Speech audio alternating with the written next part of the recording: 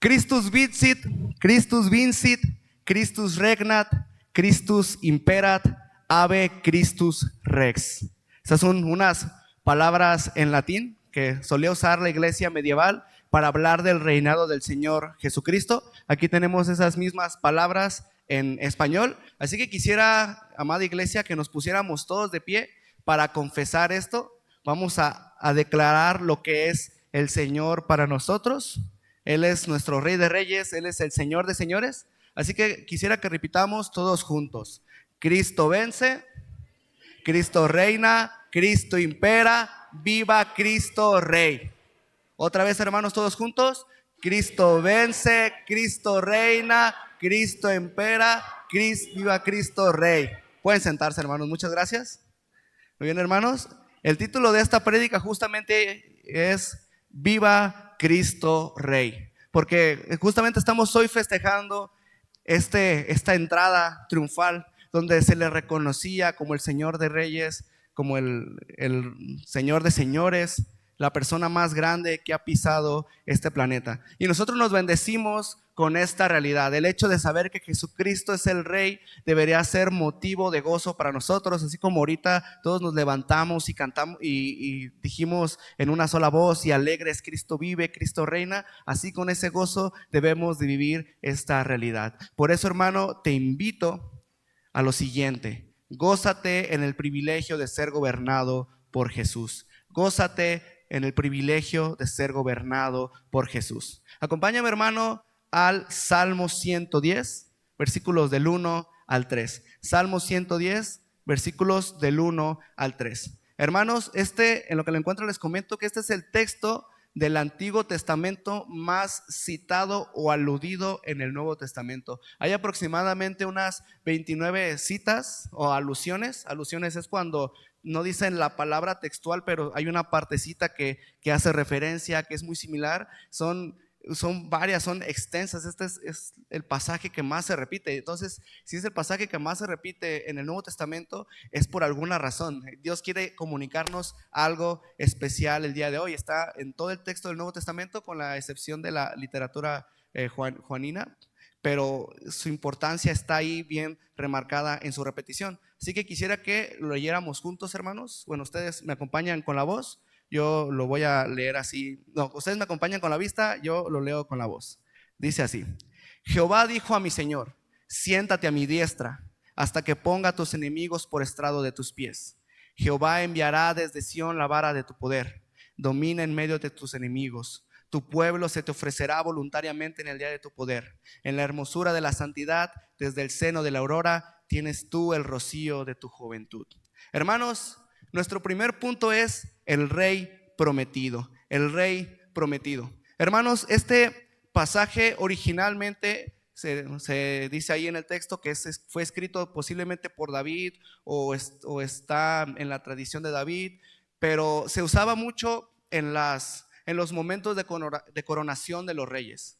Esta parte dijo Yahvé, dijo Jehová a mi Señor: siéntate a mi diestra, lo usaban para coronar a reyes del pueblo de Israel, toda una fiesta, toda una celebración con este versículo. Pero ¿qué pasa, hermanos? Que hay como cosas muy interesantes a analizar en este verso. Y hay cosas que lo hacen complejo, que hacen que sea un poquito difícil de interpretarlo para, por ejemplo, un lector judío tal vez del primer siglo. Porque en el idioma original nos dice: Yahvé dice a Adonai, o Jehová dice a Adonai, Yahvé dice a Adonai.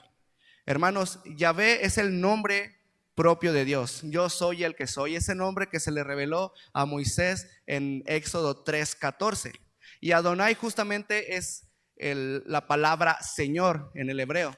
Y como los judíos tenían en muy alta estima el nombre del Señor, el nombre de Yahvé, y no querían usarlo de una manera incorrecta, empezaron a decir Adonai. Para no tener que decir directamente Yahvé, decían Adonai. ¿Y qué pasó? Cuando esto fue pasado a la Biblia griega, cuando se tradujo el texto del hebreo al griego en los primeros siglos, se tradujo como Kyrios. Entonces, cuando tú escuchabas la palabra Kyrios, que significa Señor, era una alusión a Dios. Y esto es lo que estamos viendo en el texto. Parece como que en un sentido Yahvé le está diciendo al Señor, Yahvé le está diciendo a Dios mismo, Dios le está diciendo a Dios, siéntate a mi diestra. Y esto suena bastante curioso, ¿no? Pero si vemos el relato de la historia bíblica, nos vamos a dar cuenta de lo siguiente. Ya sabemos que en el principio Adán fue creado por Dios, ahí con Eva, pecaron, fallaron, pero se les dio una promesa, ahí en Génesis 3:15. Este héroe que será vencedor, pero será herido por la serpiente. Y siempre el pueblo de Dios tuvo como esta expectativa, esta semilla de que se levantaría esta persona prometida, que vencería de una vez por todas a la serpiente. Vemos que en Génesis cuando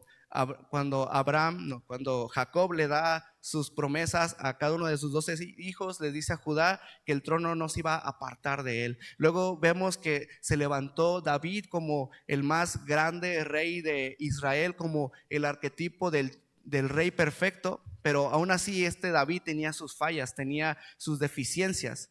Y a David es que Dios le promete que de su simiente vendría un rey eterno, un rey perpetuo. Y vemos que después en la historia llegan reyes, pero caen, algunos fallan, algunos son un poquito mejores, pero al fin nunca, al menos en esta historia antigua de Israel, nunca encuentran a ese rey perfecto prometido. Porque ese rey perfecto prometido iba a venir hasta el primer siglo. Ese rey perfecto prometido iba a ser ese rey que iba a partir la historia. Y así estuvo Israel por tanto tiempo gobernado, primero en una teocracia, directamente gobernados por Dios. Luego hubo una monarquía donde había un rey, pero de todos modos ese rey tenía que estar bajo las órdenes de Dios. Luego fueron expulsados de su pueblo por andar en idolatría. Luego regresaron y eran esclavos de los romanos. Y este era el territorio en el que ellos estaban recordando esta promesa. ¿Cuándo llegará el rey? ¿Cuándo llegará el rey? Pero hermanos, ese rey se cumple perfectamente en Jesús. Y vemos que este pasaje del Salmo le dice a este Señor, a este rey que sería Jesucristo: siéntate a mi diestra, siéntate a mi diestra. Hermanos, esto no es un simplemente, mira, siéntate aquí al lado de mí, hazme compañía, como tomar cualquier asiento. No, la diestra en la antigüedad representaba el poder. La diestra era esa mano donde un rey tenía el cetro. Entonces, al hablar de la diestra, estabas hablando del poder de esa persona.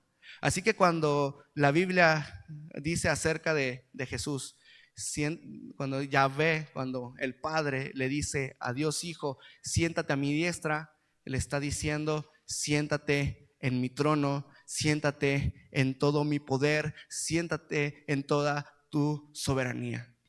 Claro que las personas que leían esto en la antigüedad, en el antiguo pacto, en el Antiguo Testamento, no lo tenían tan claro. Para ellos tal vez era una simplemente figura humana, simplemente un hombre que los iba a ayudar de una manera muy grande, pero no se imaginaron que este rey iba a ser Dios mismo. Pero Dios sí lo sabía. Dios, en medio de este evangelio, en medio de este salmo, deja ahí oculto este mensaje. Jesucristo es Dios, Jesús es el Rey. Y de hecho, el propio Jesús lo aclara con la pregunta que le hizo a los fariseos cuando les dice sobre el Mesías: pues si David le llama Señor, ¿cómo es su hijo? O sea, el pensamiento de Jesús es: el Mesías es hijo de David, pero David lo llama Señor. ¿Es su hijo y su Señor? O sea, ¿cómo funciona? ¿No es contradictorio decir este es mi hijo, pero a la vez es mi Señor? Entonces aquí entendemos que Jesús está hablando de su preexistencia. Él desde antes de la encarnación ya era Dios, Él ya existía, ya estaba ahí. Es su hijo por encarnación, pero es su Señor por preexistencia. Y esto nos debe llevar a darle la gloria a Cristo. Y nos dice este pasaje, la imagen que los enemigos van a estar por estrado de sus pies. Y esta es una imagen que se hacía literalmente en la antigüedad, donde los reyes victoriosos ponían a los reyes que vencían debajo de sus pies en señal de victoria, y los pisoteaban. Lo que está aquí diciendo David, inspirado por el Espíritu Santo, es que llegará el día en que todos los enemigos sean derrotados por completo. Hermanos, la pregunta es, ¿ha llegado ese día en que los enemigos hayan sido derrotados por completo?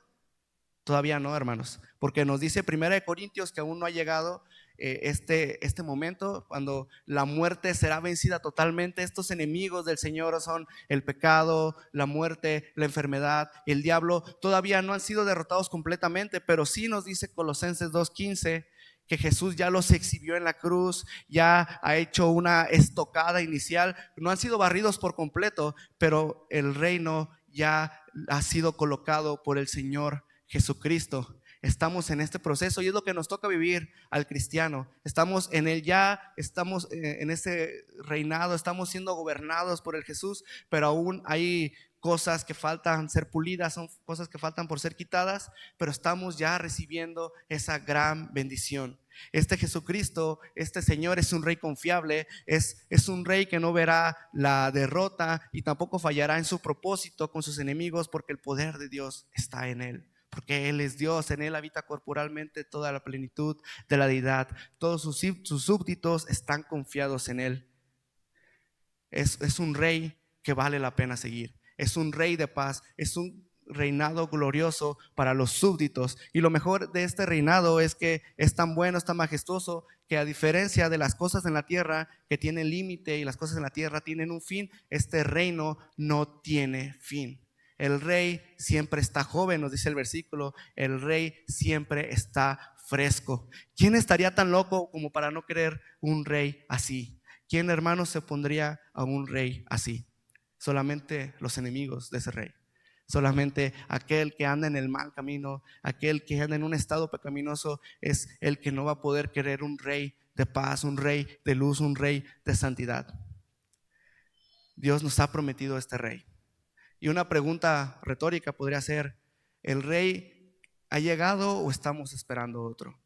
Y nosotros, hermanos, tenemos la respuesta muy clara. Claro que ha llegado ese rey. Ese rey es el Señor Jesucristo, y ante su voluntad, su soberanía y su gracia, nuestros corazones se doblegan. Él es el rey de la iglesia, hermanos. Es lo que nos dice la Escritura. La pregunta para nosotros en este momento es: ¿lo crees? ¿Tú crees que el Señor Jesucristo es tu rey? Y amén, hermanos. Y si es tu rey, ¿cómo coincide esto? ¿Cómo coincide aquello que dices con tu boca con tu contentamiento? ¿Cómo está el nivel de tu queja? ¿Cómo está tu gozo ahí en lo personal? ¿Cómo está la aceptación de la vida que tienes? Estas son preguntas que pues nos llegan directo, ¿no?, al alma. O sea, Jesús es mi rey, lo pienso, lo tengo muy claro en la mente, pero en mi corazón estoy confiado en que tengo este rey.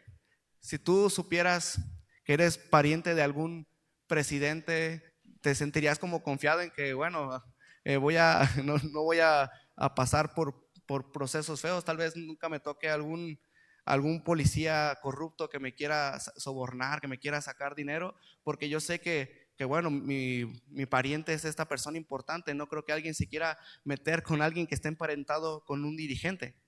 Así debería ser tal vez nuestro pensamiento, hermanos. Nosotros estamos con el Señor Jesucristo. Esto tiene que guardar nuestro corazón de la inquietud, de la intranquilidad. Hermano, si tú tuvieras todo el conocimiento que Dios tiene, todo el poder que Dios tiene, toda la sabiduría que Dios tiene, no cambiarías ningún solo evento de tu vida, ni moverías a la izquierda o a la derecha las decisiones que has tomado hasta ahorita, porque sabes que todas las cosas que has pasado han obrado para bien y te han forjado y te han animado y te han hecho a la imagen de Cristo. Él es el rey de la iglesia. Ríndete completamente a Él. Recuerda que con Él hay plenitud de gozo. Y es bello este versículo, hermanos, porque recordamos esto, ¿no? Cómo las personas tenían una expectativa muy diferente de lo que era el Mesías. Ellos esperaban un rey político y vemos que Jesús es más allá que un rey político. Y sería torpe para nosotros no gozarnos con esto, porque este regalo ha superado nuestras expectativas. Por poner un ejemplo, digamos que alguien te dice que para tu cumpleaños te va a regalar un viaje todo pagado a la gran playa de Playa Azul en Lázaro Cárdenas y tú pues bien contento, ¿no? Porque nunca has ido a la playa tal vez y dices, bueno, pues gracias a Dios voy a poder conocer la playa en mi cumpleaños. Llega el día y tú como no te sabes el camino, no te das cuenta que en realidad la persona que te regaló ese viaje se desvió unos cuantos kilómetros y terminaste llegando hasta Ixtapas y Guatanejo y resulta que te compró un viaje todo pagado a un hotel como el Barceló, el Intercontinental y o sea con bebida, comida, poder gozar del mar, de la playa a gusto. Sería muy torpe, hermanos, estar ahí en la playa todo enojado y decir, ay, es que yo quería ir a Playa Azul. Es que a mí me prometieron Playa Azul, ¿para qué me traen Ixtapa? O sea, sí, está muy bonito, es 5 estrellas, pero es que me dijeron Playa Azul. Hermanos, así casi prácticamente fue, por así decirlo, el corazón de aquellos judíos incrédulos que no recibieron a Jesús.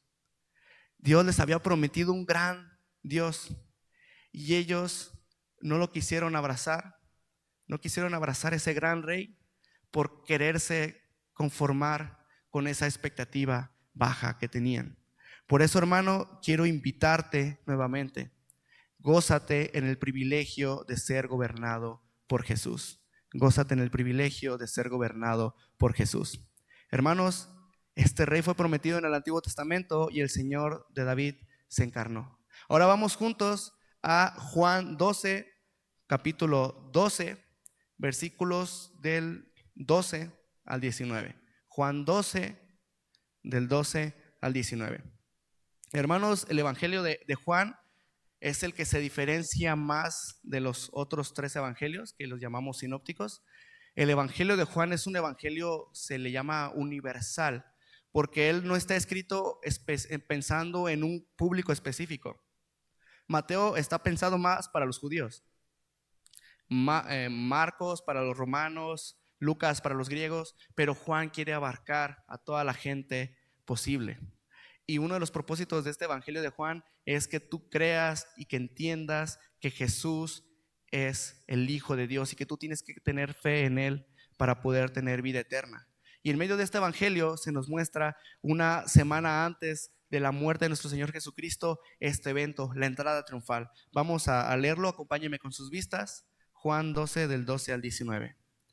El siguiente día, grandes multitudes que habían venido a la fiesta, al oír que Jesús venía a Jerusalén, tomaron ramas de palmera y salieron a recibirle y clamaban, Hosana, bendito el que viene en el nombre del Señor, el Rey de Israel. Y halló Jesús un asnillo y montó sobre él, como está escrito, no temas, hija de Sión, he aquí tu rey viene, montado sobre un pollino de asna. Estas cosas no las entendieron sus discípulos al principio, pero cuando Jesús fue glorificado, entonces se acordaron de que estas cosas estaban escritas acerca de él y de que se las habían hecho.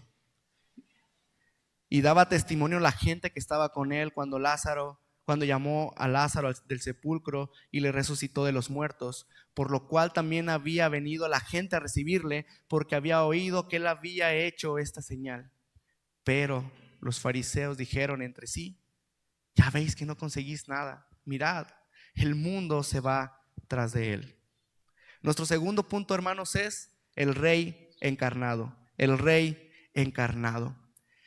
Hermanos, ¿qué es lo único que queda por hacer ante estos hechos portentosos que ha hecho Jesús? O sea, imagínense, tú eres un judío del primer siglo, ahorita ya estás curado de estas sorpresas porque pues tú has crecido tal vez en una iglesia cristiana o estás en un México, en un país religioso que por todos lados se escucha la historia de Jesús y los milagros de Jesús, pero imagínate ser un judío del primer siglo y ver que de repente Lázaro ha sido resucitado, se ha curado al ciego Bartimeo, un hombre que había sido ciego de toda la vida, ahora puede ver. Las multitudes venían de todas partes porque veían cómo Jesús curaba leprosos, los ciegos veían, a los mancos y los cojos y esos eran restaurados.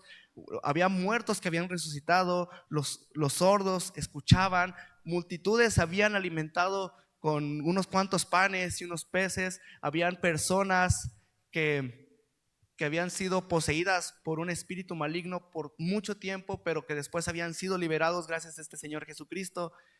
Las multitudes escucharon acerca del hecho por Jesús.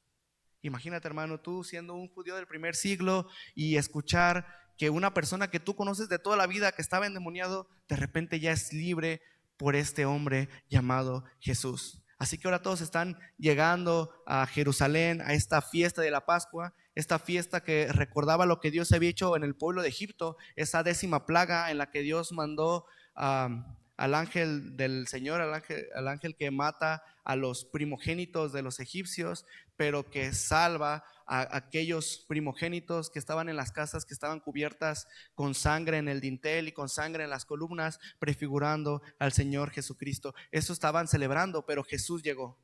Y todo lo que es hecho, todo lo que fue hecho en su ministerio fue sabido por todos. Entonces, ¿cuál es la respuesta natural de estas personas ante tan grandes muestras de poder, grandes muestras de magnificencia? Lo reciben como rey. Lo reciben con cánticos, lo reciben cantando el Salmo 117, reconociéndolo como el Rey verdadero. Y dice también nuestro pasaje: y halló Jesús un asnillo y montó sobre él, como está escrito: no temas, hija de Sión, he aquí tu rey viene montado sobre un pollino de asna. La profecía se ha cumplido. El asno montado. El enfoque de Juan no es desde las multitudes que estaban con Jesús desde Betania. No, el enfoque de Juan es desde las multitudes que van caminando por el monte de los olivos. Y es que sucede lo más impresionante. Jesús, o sea, no llega caminando, Jesús llega montado en un burrito, este animal sencillo. Dice nuestro pasaje que Jesús halló el burrito. La profecía se estaba cumpliendo. Jesús ha llegado a Jerusalén en un burrito. Juan nos dice la profecía de Zacarías 9:9 en sus palabras: no temas, hija de Sión, he aquí tu rey viene montado sobre un pollino de asna. No temas, Israel, no temas.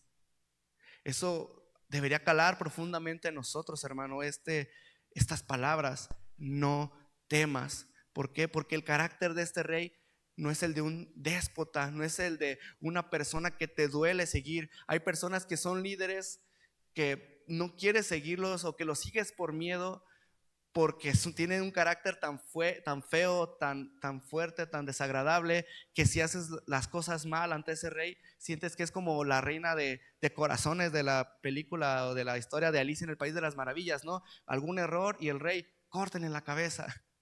Ese es como una imagen que podemos tener muchos acerca de los reyes, y la razón tal vez por la cual los reyes no son tan queridos en estos tiempos. Hoy en día abogamos por la democracia, no creemos que sea correcto que un rey gobierne, porque tenemos esta idea de el rey tirano, el rey malvado. Pero hermanos, el rey que nos presenta la escritura y el rey que está reinando eternamente es un rey manso y humilde, que cura el alma, que conviene tener como rey. Ese es el carácter presente de nuestro Señor Jesucristo. Esto nos debería traer alegría al corazón. Es como si este versículo dijera: Israel, tu rey poderoso está aquí, no hay nada que temer, porque si estás con Jesús no hay nada que temer. Porque esto es tan importante, hermanos, en la historia bíblica. Hermanos, antes de este evento, ¿cuándo dejó Jesús que lo llamaran rey? Cuando Jesús, mientras estaba predicando ese evangelio, les decía a la gente: hey, vayan y digan que yo soy el rey. Más bien, él pedía al principio que no dijeran que él era el Mesías. Esto lo vemos mucho en el libro de Marcos. Si puedes ver algunas partes, menciona que ellos salían ahí a hablar de Jesús y él decía: no digan que soy el Mesías. Pero todas las personas iban y lo decían. ¿Por qué? Porque Jesús sabía, estaba preparando el tiempo perfecto, no era el momento, todavía no era el momento de que las personas conocieran su identidad. Vemos que él no usaba sus atributos, sus milagros para deseos egoístas. No, siempre que él obraba, lo hacía en pro del evangelio, lo hacía para que se movilizara el reino de Dios. Pero ahora este es el momento en el que sí tiene que reconocer la gente que Él es el Rey. Él es el Rey. Pero hay algo que no entendieron los discípulos, hermanos. Justamente en tono con este ideal del Rey que tenían las personas de ese siglo, los discípulos no comprendieron ni la persona ni la obra de Jesús. La multitud, hermanos, lo clamaba como Rey, y lo aclamaba como Mesías, eso sí es verdad. Pero, ¿qué significa ser rey y ser Mesías? Ellos tenían los títulos correctos, las palabras correctas, la conjugación de las letras exactas, pero no tenían el significado correcto de esos títulos. Ellos pensaban que rey, Mesías significaba ser un militar, ser una persona que simplemente los independizaría de los romanos y ahora sí iban a ser una potencia militar y todo esto. Pero esa no es la idea de rey y Mesías que tiene Dios. Recordemos que Dios siempre tiene unos valores invertidos a los que tiene el mundo. Para el mundo lo importante son las riquezas materiales, para el mundo lo importante es el orgullo, es la soberbia, es la vanagloria, es el pisotear a los demás para tú estar hasta arriba. Pero en la mente de Dios, ser rey y ser Mesías significaba aquel que sufriría, aquel que moriría por los pecados de los arrepentidos. Esa sería la obra del Mesías en su primera venida. Y nadie comprendió esta verdad, ni siquiera sus discípulos. Aquellos hombres exaltaban al Mesías, repetían el salmo, se lo adjudicaban a él y verdaderamente lo era, pero lo proclamaban de manera egoísta, aclamaban de forma interesada, pues nos conviene este tipo, nos va a liberar, este hombre nos va a liberar de las garras de los romanos, entonces me conviene proclamarlo como rey, me conviene proclamarlo como Mesías. Pero hermanos, estos hombres tenían expectativas diminutas. ¿De qué serviría un reino político cuando el reino sería un orden de proporciones mundiales o tal vez mejor dicho, proporciones universales? Nadie comprendió el verdadero significado de estas palabras, al menos en esa semana, porque 40 días, durante los 40 días después de la resurrección del Señor Jesucristo, sí que lo comprendieron. Durante esos próximos 40 días cobraron sentido aquellos eventos de la semana de Jesús en Jerusalén. Aquel que reparte inteligencia conforme a su voluntad, aquel que revela los secretos y las profundidades de Dios. El Espíritu Santo se los reveló y se dieron cuenta de lo que estaba escrito y se cumplió. Y daba testimonio a la gente que estaba con él cuando llamó a Lázaro del sepulcro y le resucitó de los muertos, por lo cual también había venido la gente a recibirle, porque había oído que él había hecho esta señal. Claro, esta multitud estaba enardecida por los hechos de Jesús, sobre todo por el de Lázaro. O sea, él había estado 4 días ahí muerto, ya estaba comenzando a descomponerse, estaba fétido, pero Jesús se para frente a la tumba y le dice: Lázaro, ven fuera. Y Lázaro se levantó y Lázaro salió, y las personas lo vieron ahí y repartieron aquella información. Las noticias corrían en Betania, Jerusalén, y por si fuera poco, las personas lo estaban viendo caminar entre la multitud. O sea, no es como que un chisme ahí a lo lejos de, oh, dicen que Jesús resucitó a un hombre llamado Lázaro. Ah, bueno, pues quién sabe, ver para creer. Y de repente ya cuando lo veían era como, ah, ya creí, ya lo vi. Wow, qué sorprendente. Pero si él estaba muerto, ¿cómo es posible? Pues Jesucristo lo resucitó. Entonces, imagínese usted caminando ahí con la multitud y le dicen que aquel hombre que va cerca de Jesús estaba muerto, pero volvió a la vida. Escucha las historias de los galileos, aquellos milagros de Jesús hechos en Galilea, las historias en Fenicia, las liberaciones en Gadara, los alrededores. Es más, se encuentra al ex ciego Bartimeo. Imagínense, hermanos, encontrarte a este hombre. Y este hombre dice: hace unos días me sanó cuando pasó por Jericó. Yo no podía ver. Yo no podía ver y este hombre me hizo ver. Entonces esto, claro que hace que nos unamos a la multitud eufórica y lo reconozcamos como rey. Todo lo que escucha que el Señor ha hecho es para traer emoción y glorificar juntos a Dios. Pero, siempre hay un pero, hermano. Siempre hay alguien ahí que no le gusta la bondad, que no le gusta lo correcto. Pero los fariseos dijeron entre sí: ya veis que no conseguís nada. Miren, el mundo se va atrás de él. Esas personitas, estos hombres, los fariseos, que aparecen en los evangelios, son estas personas estrictas en la interpretación de la ley. Pero aparte, hermanos, les encantaba imponer más reglas de las que la misma Biblia demandaba. La situación es que lo imponían como si fuera palabra de Dios y terminaban esclavizando a las personas en una falsa religión. No puedes hacer esto porque no me gusta. Y como no me gusta, yo sé que a Dios no le gusta. ¿Y cómo sabes que a Dios no le gusta? Porque si a Dios le gustara, a mí también me gustaría. Pero como a Dios no le gusta esto, como a mí no me gusta, de seguro a Dios tampoco le gusta. Y así ellos tenían esta mentalidad legalista pero también eran egoístas, les encantaba ser vistos, les gustaba que vieran cuando ofrendaban. Imagínense ahí pasar, imagínense un hermano pasando aquí adelante, ponerse enfrente del cofre y sacar un billetote de, bueno, 10 billetotes de 1,000 pesos y ponerlos ahí enfrente. Miren, hermanos, voy a ofrendar 10,000 pesos. Es más, para que vean otros 10,000 pesos, para que me vean, miren cómo estoy ofrendando. Así eran estos hombres. Cuando ponían las monedas, lo hacían así lento y con fuerza, así como para que suene la moneda cayendo ahí al final del cofre. Estos les encantaba mostrar que ayunaban. Ahí se ponían con sus caras todas largas. Oh, es que no he desayunado porque estoy en ayuno, porque soy más espiritual. Así, ellos tenían este tipo de actitudes. Eran pues personas nefastas, la verdad. La gran mayoría de ellos, hermanos, fueron enemigos de Jesús, odiaban a Jesús porque tenían autoridad, porque Jesús tenía autoridad para perdonar los pecados. Lo odiaban por sus milagros, lo odiaban porque no respetaba sus reglas de hombre, sus mandamientos humanos, lo odiaban porque estaba con las personas, lo odiaban por su predicación y buscaban su muerte. Pero aquí adoramos, hermanos, los finales felices, porque entre ellos discutieron concluyendo lo mismo. Ya ven que no consiguen nada. Miren, el mundo se va tras de él. Jamás las puertas del infierno, hermano, prevalecerán contra el reino de Cristo. ¿Quién conseguirá algo en contra de Cristo? Ellos pensaron que matándolo iban a conseguir algo, pero lo único que lograron fue que ellos quedaron en el olvido y la figura de Cristo sea el personaje por el cual estamos aquí. Lo mataron y resucitó.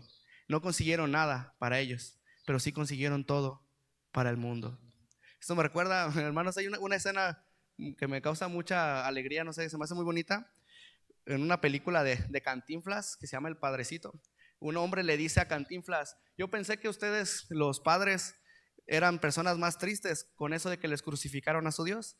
Y contesta a Cantinflas: sí, pero resucitó y está vivito y coleando, está allá en el cielo.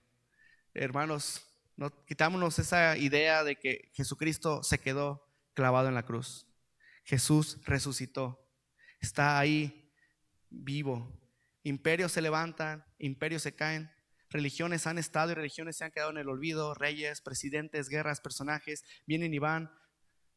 Aciertos se dan en el mundo, errores también. Personajes se levantan, personajes caen, pero detrás de toda civilización mundial, aún la figura de Cristo sigue impactando vidas a lo largo del globo terráqueo. Amén. ¿Dónde quedó Julio César? ¿Dónde quedó Marco Aurelio? Estos grandes hombres de guerra. ¿Dónde quedó Gengis Khan? ¿Dónde quedó Atila el Huno?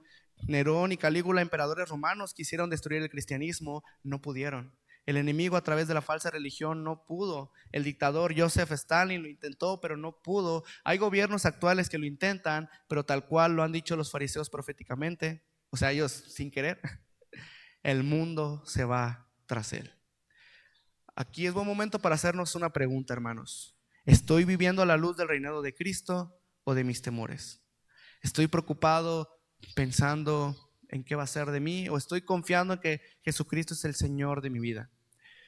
Ese que gobierna tu mente es el que gobierna tu vida. Aquella persona cuyas ideas tienes aquí clavadas y cuyas ideas piensas cada que tomas una decisión, cada que haces algo, es lo que te domina.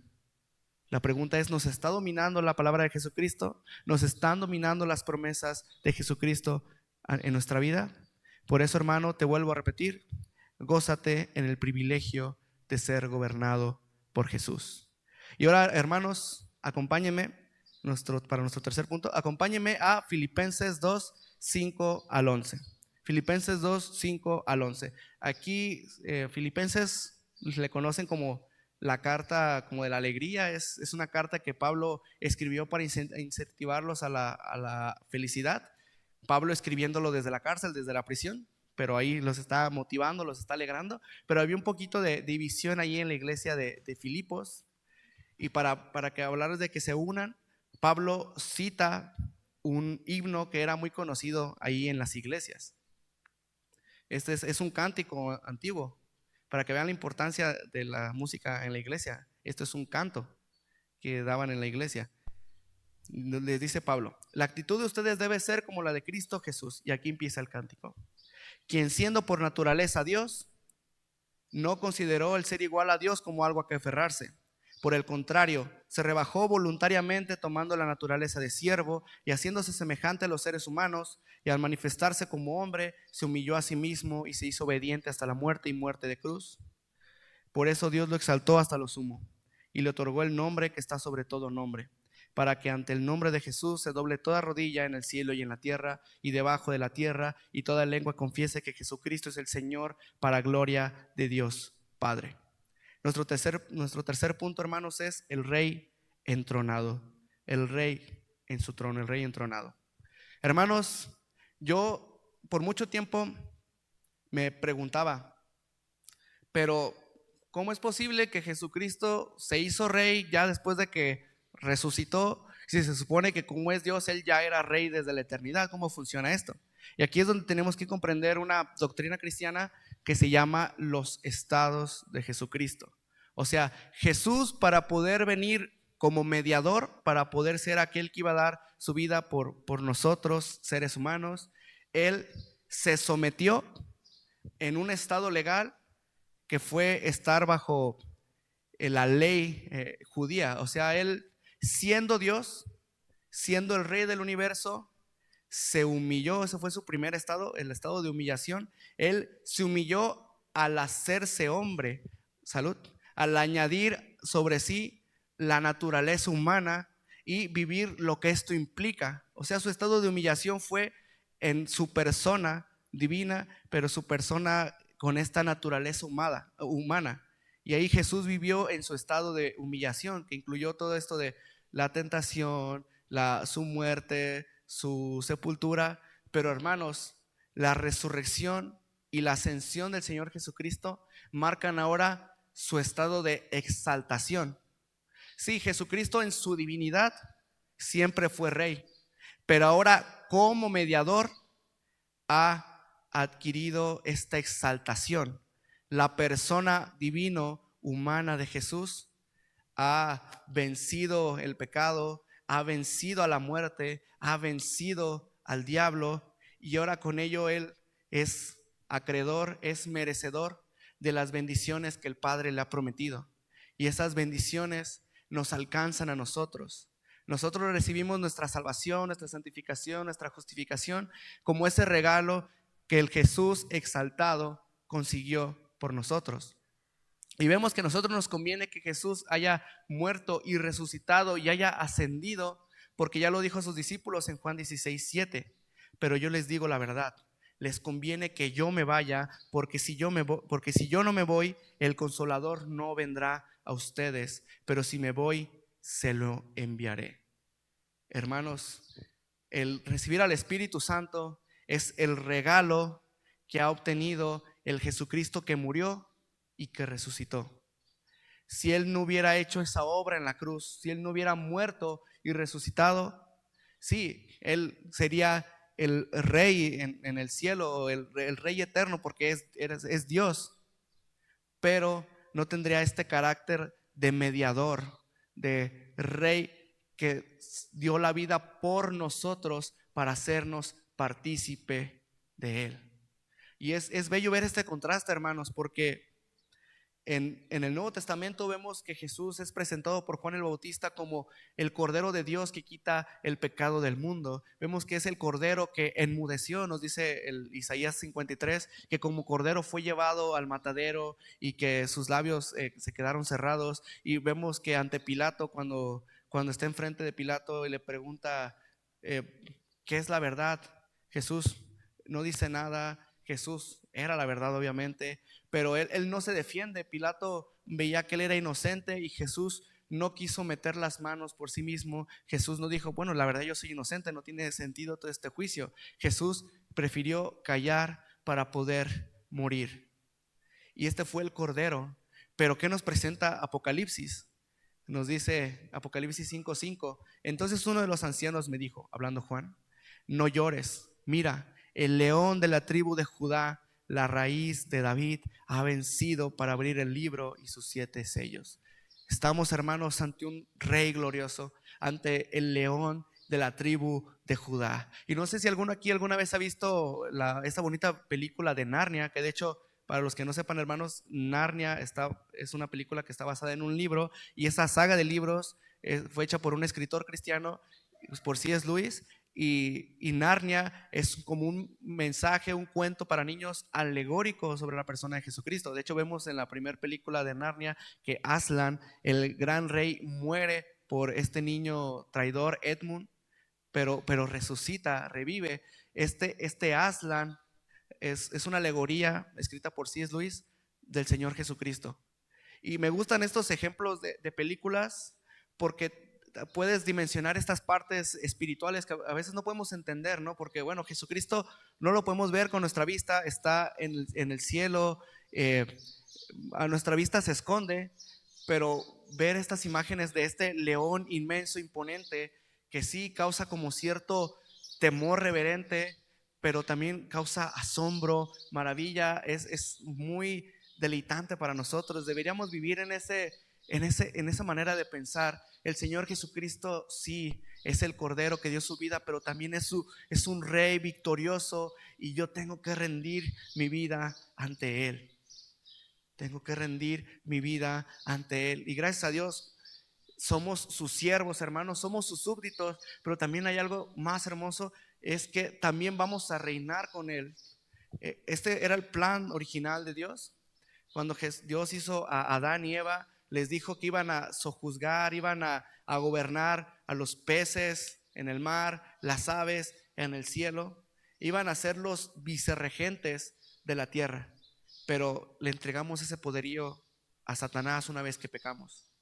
Pero el Señor ha restaurado esa condición inicial, y ahora Él es el Rey de reyes, grandioso, y nosotros somos sus súbditos reales. Somos sus súbditos que reinaremos con Él, como nos dice 2 de Timoteo 2, 11, 12. Palabra fiel es esta: que si morimos con Él, también viviremos con Él. Si perseveramos, también reinaremos con Él. Si lo negamos, Él también nos negará. Hermanos, Jesucristo es el gran Rey, es el gran Señor. Y a mí me gusta mucho la mitología griega, como curiosidad. Me gusta curiosear sobre sus historias. Y hay una historia muy interesante que es la de un rey que se llama el rey Midas.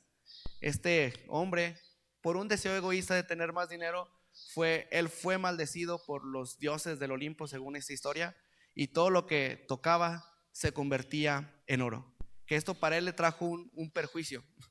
Pero viendo este ejemplo con el Señor Jesucristo, Él siendo un rey bueno, Él siendo un rey glorioso, también tiene ese toque del rey Midas, porque cuando Él llega e impacta nuestra historia, también la convierte en oro, la convierte en algo valioso. Como decíamos al principio, ¿no? Todos los actos que han sucedido en nuestra vida han sido como ese río que desemboca en este momento. En este momento en el que tú y yo estamos enfrente del Señor, en este momento en el que tú y yo estamos en una relación de amor y de entrega al Señor Jesucristo. Tal vez si uno de los eventos traumáticos, duros, de crisis en tu vida no hubiera sucedido, tú no estarías aquí en este momento. Tal vez si yo no hubiera experimentado el dolor que sufrí de niño, tal vez yo no estaría aquí buscando al Señor. Y así piénsalo en tu historia. El Señor Jesucristo es el Rey perfecto, que todo lo que ha tocado en nuestra vida lo ha convertido en oro. Aún esas situaciones que podemos pensar que son difíciles, que son duras en este momento, a la postre vas a darte cuenta que habrán valido la pena, porque Él es soberano.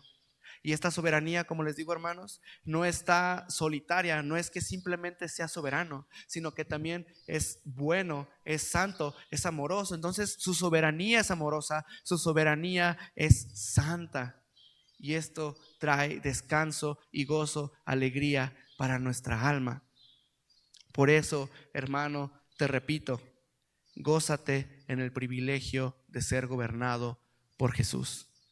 Hermanos, como conclusión, vemos que el Señor Jesús, su reinado fue prometido desde el Salmo 110. Bueno, desde Génesis 3:15, desde el momento del primer pecado, ya Dios había prometido que vendría alguien a restaurar todo, a poner las cosas en su lugar. Por años fue esperado, pero llegó, se encarnó y vino a vivir una vida perfecta, el Señor Jesucristo.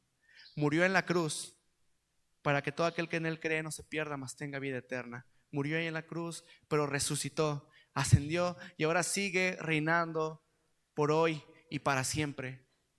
Llegará el día, hermanos, en que todo dolor, toda lágrima será enjugada. Todas esas cosas que limitan nuestro entendimiento de su majestad serán retiradas y podremos gozarnos plenamente en este privilegio de ser gobernados por Jesús. Acompáñenme a orar, hermanos. Señor, en el nombre de Jesús te damos gracias, bendito Padre, por este día. Gracias por tu amor. Gracias por el gobierno que haces en nuestros corazones. Gracias por permitirnos ser tus siervos y gracias también por permitirnos reinar contigo en el mundo venidero. Un reinado que consistirá en tu amor, en estar contigo, vivir para ti, ser de ti. Te pedimos, Señor Jesucristo, que nos permitas vivir hoy esa realidad, la realidad de saber que somos reinados por ti y que eso tenga que traer un cambio en nuestra vida, un cambio en nuestras actitudes, un cambio para bien, para glorificarte, Señor. Transfórmanos en esos siervos tuyos que buscan tu soberana voluntad y tu soberano amor. Te lo pedimos, Señor, en el nombre de Jesús. Amén.